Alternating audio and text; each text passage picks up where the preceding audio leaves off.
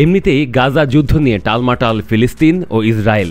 প্রতিদিন গাজায় ইসরায়েলি হামলায় হতাহতের সংখ্যা বাড়ছে, ঘটছে মানবিকতার চরম বিপর্যয়।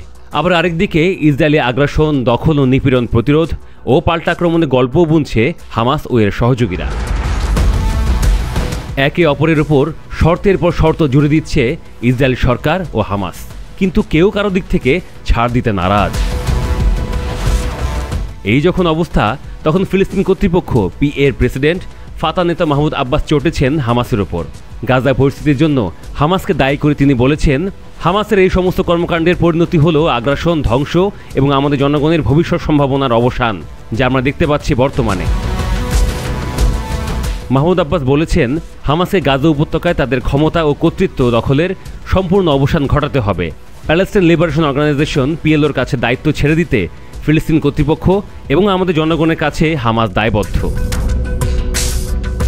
ইসরায়েল অধিকৃত পশ্চিম তীরের রামাল্লায় ফিলিস্তিনি সেন্ট্রাল কাউন্সিলের বৈঠকে তিনি এসব বলেন। পশ্চিম তীরের নিয়ন্ত্রণে থাকা ফিলিস্তিন কর্তৃপক্ষ ছাড়াও এই বৈঠকে বিভিন্ন দেশের প্রতিনিধিরা যোগ দেন। আব্বাস বলছিলেন, হামাসকে গাজা উপত্যকা নিয়ন্ত্রণ শেষ করতে হবে, সমস্ত বিষয়সহ এই উপত্যকা সম্পূর্ণরূপে হস্তান্তর করতে হবে এবং ফিলিস্তিনি জাতীয় কর্তৃপক্ষের কাছে তাদের অস্ত্র সমর্পণ করতে হবে। কোনো আত্মমর্যাদাশীল রাষ্ট্রের অস্ত্রের দুটি উৎস নেই।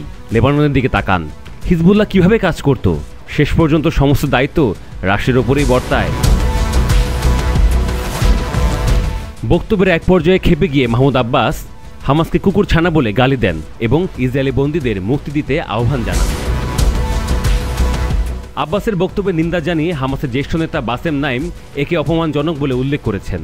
তার মতে, মাহমুদ আব্বাস বারবার নিজের জনগণের একটি গুরুত্বপূর্ণ ও অবিচ্ছেদ্য অংশের প্রতি অবমাননাকর ভাষা ব্যবহার করে আসছেন। তিনি দখলদার বাহিনীর অপরাধ ও চলমান আগ্রাসনের দায় হামাসের উপর সন্দেহজনকভাবে চাপিয়ে দিচ্ছেন বলেও মন্তব্য করেন বাসেম নাইম। হামাস ও ফাতার মধ্যে প্রায় 2 দশক ধরে রাজনৈতিক ও আদর্শিক বিভাজন চলছে। আব্বাস ও তার ফিলিস্তিনি কর্তৃপক্ষ প্রায়ই ফিলিস্তিনি ঐক্য বিনষ্ট করার অভিযোগে হামাসকে দোষারোপ করে আসছে। অন্যদিকে হামাস ইসরায়েলের সঙ্গে সহযোগিতা ও পশ্চিম তীরে ভিন্নমত দমনের জন্য আব্বাসের সমালোচনা করে আসছে। মাহমুদ আব্বাসের নেতৃত্বাধীন এখন পশ্চিম তীরের একাংশ শাসন করছে। 2007 সালে গাজার পূর্ণ নিয়ন্ত্রণ নিয়েছিল হামাস। তার আগে হামাস সেখানে নির্বাচনে জয়ী হয়েছিল।